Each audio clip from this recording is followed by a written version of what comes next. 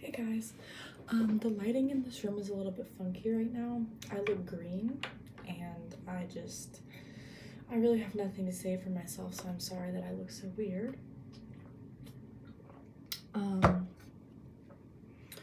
So today I am bringing you a topic that really interests me so much that I actually wrote my final essay in one of my history classes about this topic. So let me find my notes from class, actually. I know it's here. Here we go. So today we're going to be talking about knights, which is my current hyperfixation and like my favorite thing to learn about and talk about and read about and watch shows about. So if you guys are not familiar with this fictional universe, this is A Knight of the Seven Kingdoms by George R.R. Martin, and this is the same guy who wrote Game of Thrones. So this is the same universe as Game of Thrones. It's a Song of Ice and Fire universe. So this is the book A Knight of the Seven Kingdoms, which this sticker says soon to be an HBO original series. It is in fact now. And I watched this show at the beginning of last month, so I was kind of late to the party, but I love it. It's one of my favorite pieces of media, and I have a lot to say about that. And I have a lot to say about knights because the way that the creators of the show represented knighthood in the show, in my opinion, is very touching, and it's quite accurate historically. So before we kind of get into this, I just want to say that I'm not like a scholar of medieval history. I have an interest in it, but I'm by no means an expert. So like, you know, I'm always open to conversations about anything. But I did learn all of this from a very what's the word I look for? Like prolific scholar of medieval history. So my professor is excellent, and she is very well known in the medieval scholarship universe, so I trust her. But that obviously doesn't mean that I'm going to be right about everything. So yeah, we're going to get into this. So knights, little bit of a backstory on those. So in the 800s and 900s CE,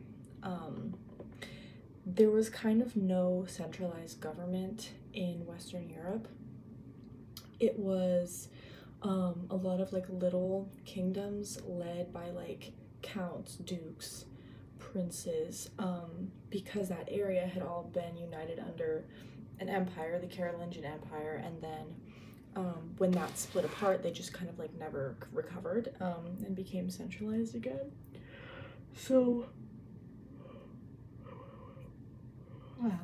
there was a phenomenon where this group of little ruling guys would come together and elect a king of the Franks, even though it was pretty much just a title. He didn't really unify anything, and the person who was chosen to be king of the Franks was just kind of like a figurehead, very similar to like what a lot of like modern royal families are now, but everything was still operating on a local scale. And then out of this kind of discombobulated mess, in the 1100s and 1200s, oh my god, excuse me, in the 1100s and 1200s CE, you have Castellans, and basically Castellans were just rich people who, the definition that my professor gave us was anyone who had the money to build a castle. So it was wealthy people who had the land and the money to build castles. Anyone who could and did build a castle was a Castellan. And there became a lot, like, this led to like the privatization of power, and so these people would establish castles because they literally just could, and they began to collect money from the land around their castles, and collected like rent and like customs, even though none of them were customs. They pretty much would just rob people who were living on their land and say, well, you're living on my land, even though it was the original people's land first, which seems to be a consistent theme throughout history. But anyway, these Castellans had private justice systems, private courts. So basically, if the peasants that they were tormenting were like, this is ridiculous, I'm gonna take you to court, they kind of had no choice but to go to the Castellans' court, because a lot of other courts were too far away and therefore inaccessible to poor people who didn't have a mode of transportation. So if you found yourself living on a Castellan's land and having a problem with that Castellan, you were pretty much shit out of luck. And if you were ballsy enough to take them to court, they would probably just decide to do whatever they wanted to you. Like, there was no actual legal system, but there would also be repercussions for you taking them to court. Excuse me. I don't know why I keep yawning. It is 8 p.m. So there would be repercussions if you wanted to take the Castellans to court, and those repercussions came in the form of knights. So knights did not start off as like, you know, Sir Duncan the Tall from A Knight of the Seven Kingdoms. They started out as essentially thugs who would wander around banging on peasants' doors saying, give us money, and then if they didn't give them money, then they would burn their houses down. And if you're thinking this sounds a lot like the mafia, that's what it was. It was pretty much just like the medieval mob. So, yeah, and there were all different types of like Castellans and like lords and how they sort of governed the people who lived on their land. But eventually this knight problem became such an issue. People were getting killed, people were getting their shit burned down, people were getting just their livelihoods obliterated because these armed thugs were just wandering around and like beating the shit out of people. So there had to come about some changes in the justice system. So there were a couple of ways that people would do this. First of all, you have the Truce of God, which said that knights could not fight on weekends, and they were only allowed to fight other knights. So you could brawl and you could kill people and you could burn people's houses down, but it had to be other knights. And another big distraction technique for the knights were the Crusades. There were many Crusades, which I would like to make a video about because they were fucking nuts. So the Crusades, a lot of the time, were kind of ploys. Not exactly, but like their original purpose was not to distract knights, but like it helped in doing that. So it had knights basically just go harass other people instead of the serfs. So pretty much they were like, there's nothing that we can do to stop these people from being horribly violent, so we're just going to kind of direct their violence elsewhere. And then the other big thing is the emergence of chivalry culture. So chivalry is how knights ought to behave. It is, according to my notes, martial, aristocratic, and Christian elements fused. So it's basically, for lack of a better term, civilizing these knights, reining them in, being like, okay guys, you're not armored thugs anymore, okay? You're respectable individuals. And the way that they did this was really interesting because it was done through literature. It was literally just like propaganda. So there were these written pieces called romances, which were about, think of like the King Arthur stories about like Lancelot and Guinevere. That's a romance. I'm trying to look if I have any other examples written down. Oh, the Poem of the Cid, troubadour songs, yeah, so there's like a lot. If you look up like medieval romances, you will often read them and be like, there's not any romance in this. And that's because romance as a genre started as like tales of chivalry, and basically these were written to kind of like be like, hey knights, this is how you should behave, this is what you should be doing. And obviously the portrayal of chivalrous knights that were featured in these stories was like a very high standard, and it was not achieved by a lot. Like they're all, I'm going to talk a lot about like values of chivalry and like what those looked like. Just bear in mind that in real life, none of these men were perfect in any of these things. Like so anyway, there are like 7 tenets of chivalry according to Richard Keane, I think is the scholar who wrote about this.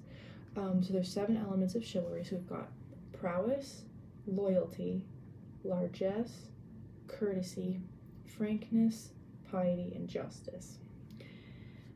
So we'll get to that. So we've got prowess, which is strength and might.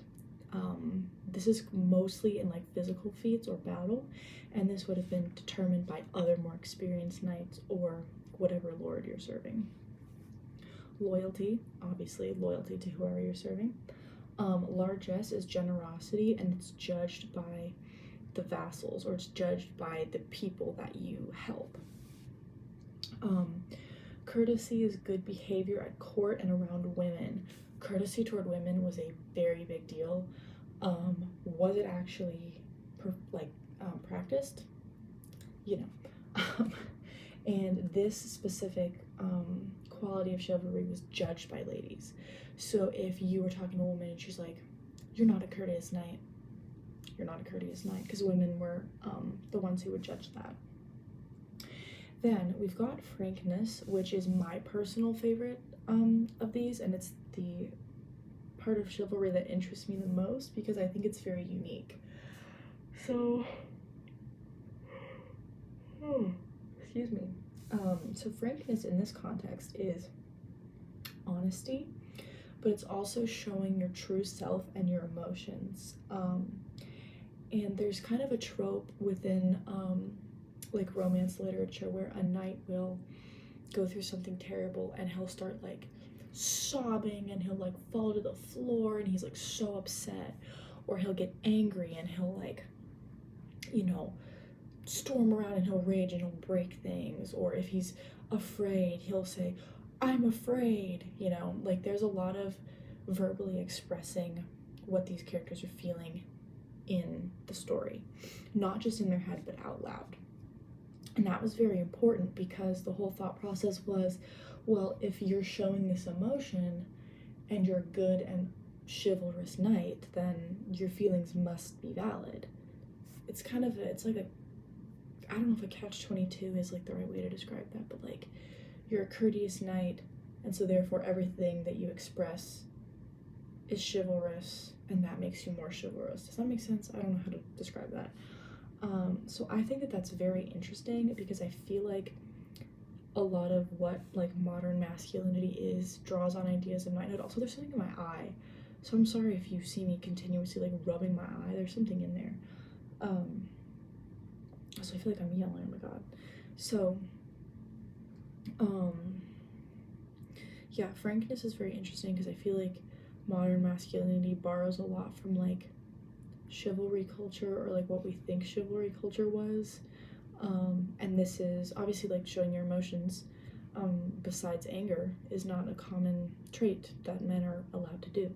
So it's kind of refreshing to see like, oh well, your feelings are valid and that makes you chivalrous, you know. It makes you chivalrous to show those. And then we've got piety, which was judged by bishops, churches, and God. And then there is justice. So are you protecting the innocent? Are you following the laws of the land that you're living on? Are you, you know, paying your tolls? Are you paying your taxes? Are you basically just like being an upstanding citizen?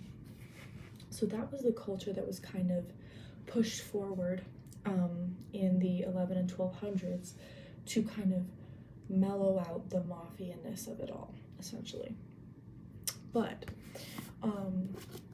within a lot of fantasy universes, not just A Song of Ice and Fire, but in general, the sort of knightly culture that you see where you have knights serving specific families, or like, sorry, I don't know what that sound was, or like the knighting ceremonies and stuff, and like the jousting and the, you know, like the more like stereotypically like knight activities, that wasn't a thing until like the 13, 14, early 1500s. So a lot of the times when you look at works of fiction that talk about knighthood and, you know, like in this book, the whole first chunk of it is going to a tourney and competing in jousts and doing all that. That was a thing early on in knighthood, but it was much more of like a later thing, 13, 14, 1500s. So if you see knights on TV, they're probably modeled after the later ones, because the earlier ones had a whole bunch of shit going on. So that is knighthood in context. So now we can talk about A Knight of the Seven Kingdoms. So I would like to just say, so for those of you guys who don't know, this book is split up into 3 like little mini novels. As you can see, here's 1, 2, 3. I've only read the first one because I was trying to catch up in the book to where the show left off. So the show only has 1 season out, and it corresponds with the first novella in the book, and that's what I've watched and that's what I've read. I haven't read books 2 or 3. I am going to. I'm in the process of reading this book. I read the whole first novella chunk today, and the other 2 I'm pretty sure are shorter by quite a few pages. So yeah, and also I know I talked about this book in my last video, or maybe I didn't, I don't remember. But this artwork is stunningly beautiful. So if any of you are interested in getting into fantasy, this is a nice little dipping your toes in, because you don't super have to like know what's going on in the whole Game of Thrones universe to understand this book. It would be helpful, but it's not like essential. So with that out of the way, I would like to talk about our wonderful main character here. Let's see if I can find a good picture of him where he doesn't look terrified for his life, because he kind of just always looks scared. Here he is. There's him. That's Sir Duncan the Tall. So yeah, I just kind of want to talk about like his character and how he embodies these kind of qualities of chivalry, and how I think that like the way that he was written is very nice and like very intentional. So I think the easiest way to do this is just kind of like go down the list. So first of all, we've got prowess, and Dunk is not particularly experienced in terms of battle and physical feats and stuff. He kind of just did whatever. He roamed around serving a lot of lords with his mentor, and so he has never really been in a fight before, not with like swords. He's never participated in a tourney, he's never been in a battle. He knows how to wield a sword, and he knows how to hold his own in like a physical fight, but not so much a traditional knightly fight, and he's never jousted before. So you could argue right off the bat that his prowess is not the strongest, but he does have the advantage of height, and he's just like a big guy. Like, it's mentioned many times throughout the book and throughout the show that he's just a big motherfucker. In the book, it says he's almost 7 feet tall, which is fucking terrifying when you think about how little like medieval people were. Medieval people were really short. So to have like a 7 foot tall dude who's like big, absolutely haunting. Like, ugh. So he's got that, which could, like, you could argue that adds to his prowess points, if you will. But the thing that I would like to focus on is the fact that, oh, and by the way, I should have fucking mentioned this immediately when starting this video. There's gonna be major spoilers for the book, for the show, for everything related to Knight of the Seven Kingdoms. There are spoilers in this video, so sorry about that. I'll put it in the title just to make sure.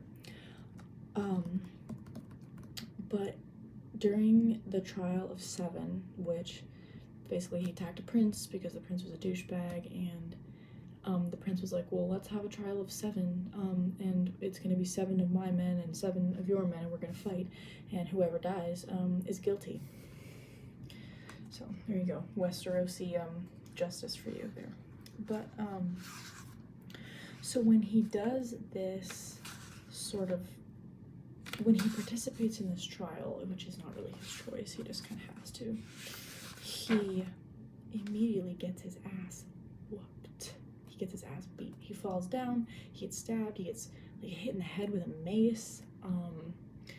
In the book, it's not as graphic as it is in the show. The show is a rough fight. It is very like bloody and visceral, and it's a fantastic fight scene. But it ends with him essentially like getting knocked down, like being on the brink of unconsciousness. And then in the book, he kind of just like finds the strength to get up and like hit the prince a couple more times, then he gets knocked down, then he wins. In the show, it's like a big long flashback thing, and like he sees his mentor and he sees like one of his childhood friends, and then he gets motivated to like get back up. In the show, he's a lot closer to like dying from his injuries than he was in the book. That was my interpretation of it. Because in the book, like he gets stabbed, he gets hit in the face, and like he's in a lot of pain. But in the book, in the show, he's like hacking up blood, and his eye is all messed up, and he's like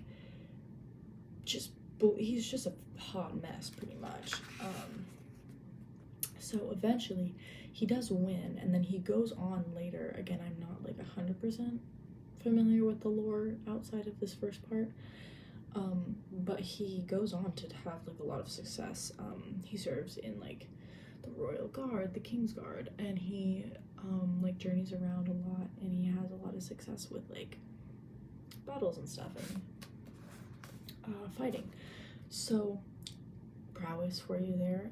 He kind of favors more of like the underdog type, whereas a lot of knights in medieval romances were kind of like on top of their game from the start, and it was just like fun to watch how good they could be. In this situation, it's more of like he started as kind of like not a great fighter, and then he proved himself against huge odds. Like this is like the poorest of the poorest of the poor fighting a prince. So no one thought he was gonna win. No one was really on his side. He had to like bend over backwards to get men to serve him and stuff, but people did because they thought that what he did was honorable. So there's prowess for you. And now we've got loyalty, and there's a moment that I want to point out here. So Sir Duncan is who I'm talking about. So Sir Duncan, he has several lords on his side during the trial, and one of the people who serves him and who takes his side against the little bitch boy prince is that prince's uncle, who is the future king. So sorry, I'm trying to find it. Okay, so this guy the future king, his name is Baelor, and he joins Sir Duncan's side to fight against his evil nephew. And at the end of the whole battle, Baelor fucking dies. He dies because he gets hit in the head. So that's obviously really sad. But right before he dies, Sir Duncan like gets on one knee and like pledges himself to Baelor's service for like helping him and stuff. So he hasn't forgotten the favors that he was granted, and he is wanting to repay that. Obviously he doesn't get to, because but before that,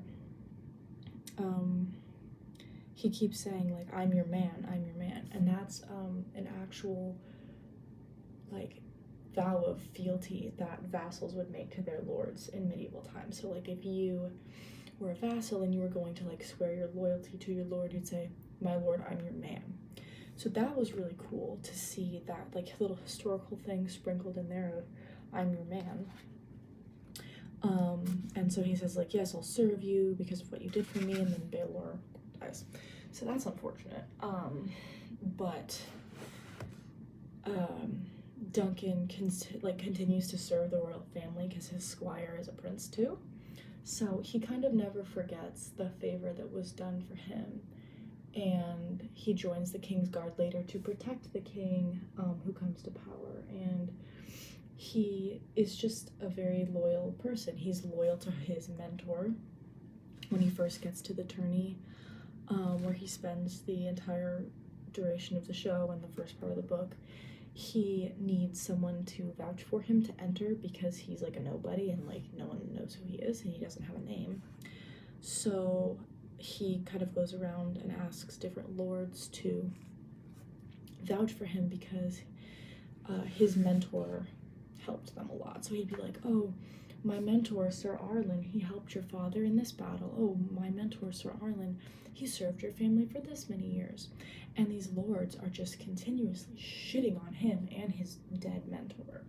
So he finds himself in a position of defending his mentor, which is loyalty, and, you know, wanting to preserve his honor and correcting people when they get things wrong about what his mentor did. And so, yeah, there's loyalty there. And then you've got largesse. And for this one, the whole bit of him like adopting a squire, even though he didn't really want one or need one, and that is generous because he already doesn't really have a lot. But he says, there's a part where he says like, oh, like the food is kind of crap and like the clothes aren't that nice, but like you'll never be hungry, you'll never be cold, like I'll share whatever I have with you. So that immediately is, you know, that's generous, that's nice. He's just like, he's such a kind person. I say as if he's real.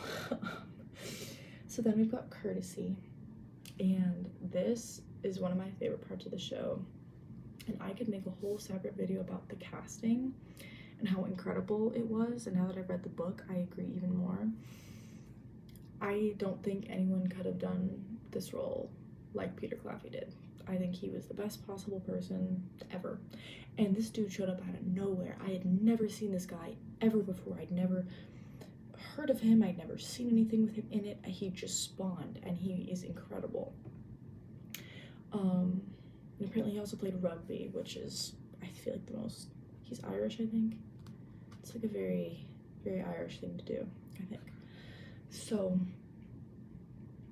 in the show especially, you get to see a lot more of like the character's mannerisms fleshed out rather than in the book. And Peter Claffey adds such a excellent awkwardness and this kind of feeling of discomfort of being in his own skin that I think really, it like solidified my opinion on Dunk, because I feel like without that awkwardness, he would just kind of be like a big silent, like, nothing burger, you know what I mean? Like, I feel like he would be a little bit boring without, see, I don't even like saying that. That doesn't seem like, boring's not the right word. I don't think he would be as likable if he didn't have that little, like, awkward, like, self-doubt about him, basically. So you see everywhere he goes, and this is excellent acting again, he slouches, he like keeps his body compacted. And there's a scene where one of the lords he's talking to is like, you're tall, dude, you should just be tall, like relax, why are you cowering in the corner?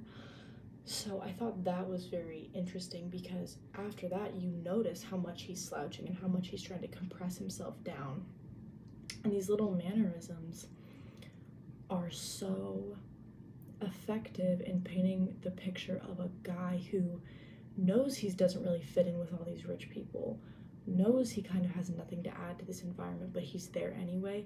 How does he make it the least painful for himself? And he says that, like, where he grew up, he learned to be unnoticed, and so it's just kind of like something that followed him into his adulthood. And alongside that sort of awkwardness, he's also he's very polite, and he is very conscious of manners and how he speaks to different people, and that's courteous, that's good behavior, that's being nice. He's very like gentle and nice like to women. In the show he's like talking to like prostitutes, and they're kind of making fun of him, and he's, even when he is saying like, why are you making fun of me, like I'm only asking you for help, he's very gentle with it. Like he's not hostile, he's not angry, he's not threatening or condescending. He's just like, I really wish you wouldn't make fun of me, like I'm just asking you for help. And immediately they're like, oh, like we're sorry. And it's like, that's what a likable character will do. Like they'll get people, it's really fun to see people in the show feel the same way about the character that you feel in real life watching it. So he's kind to women, including women that he is not necessarily romantically attracted to. I feel like a lot of male characters suffer from that I only like you if you're hot and I only treat you well if you're hot situation. Not Sir Duncan at all. He's nice to everybody, until they're not nice to him, in which case he will punch a bitch. But he has very good manners, like I said, and when he's addressing nobility, he always tries to use the correct title, and if he doesn't, he apologizes, and then he's like, sorry, I'm an idiot, like, this is the correct title for you. And I feel like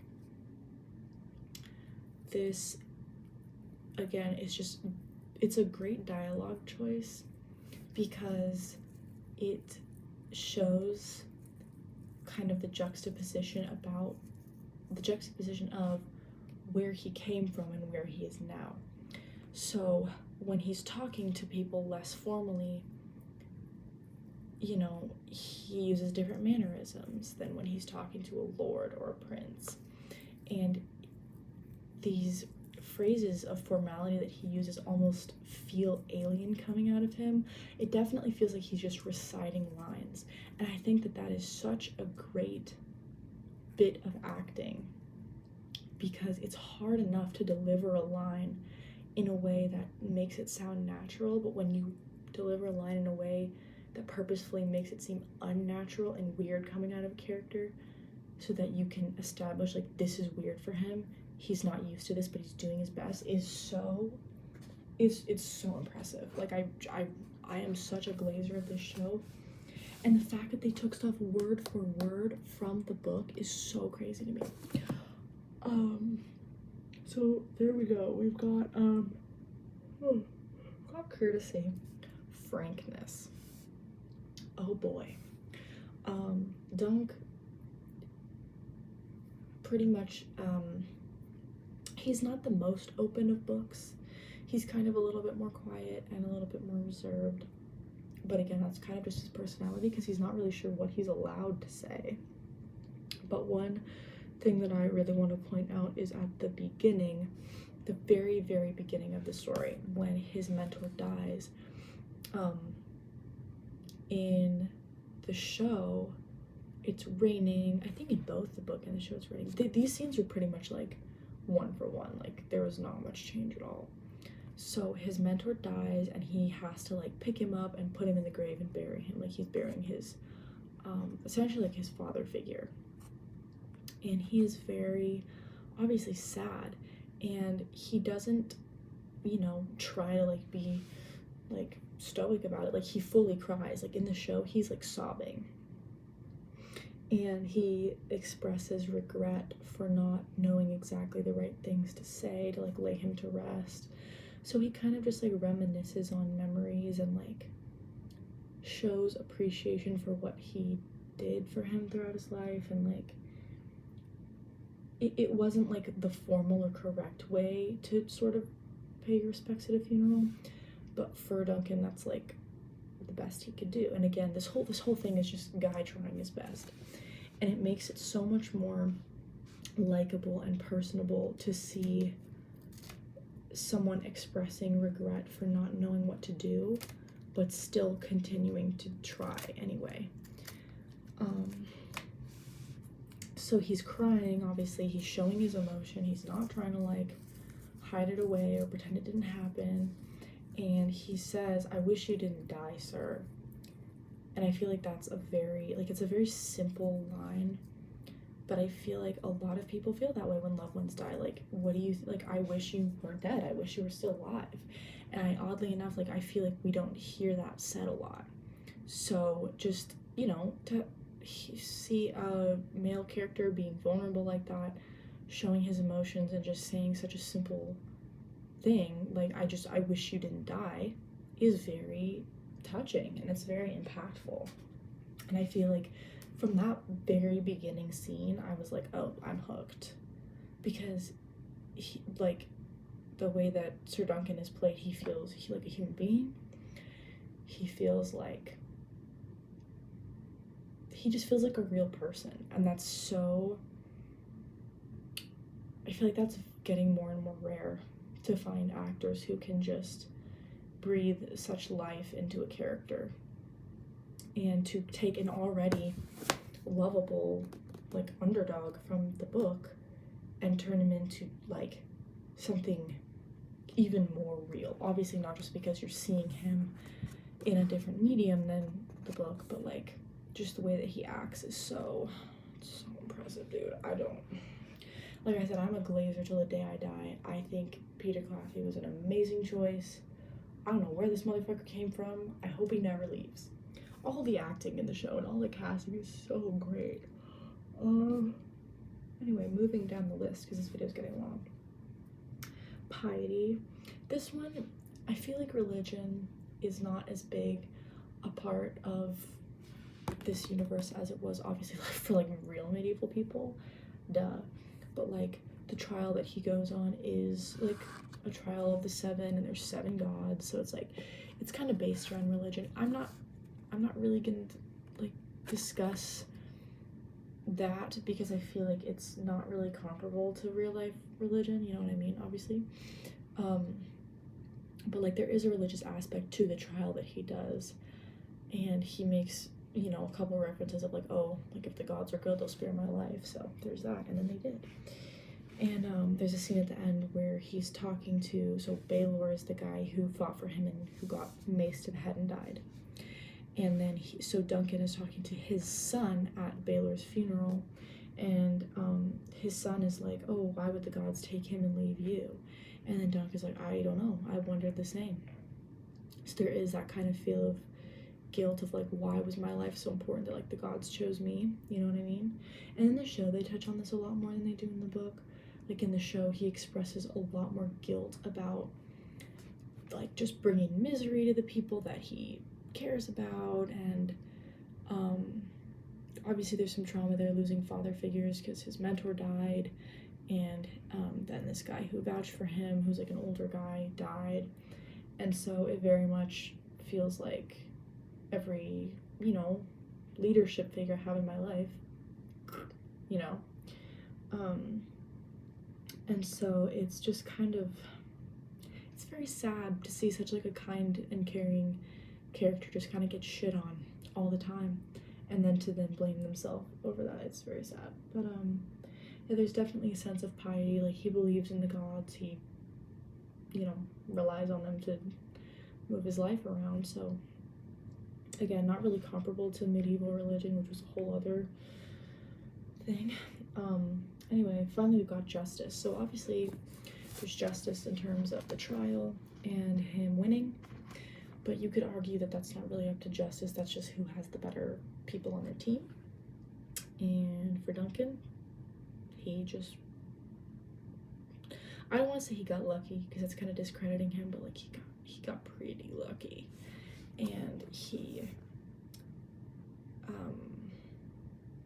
like he was very good, but definitely, yeah, anyway.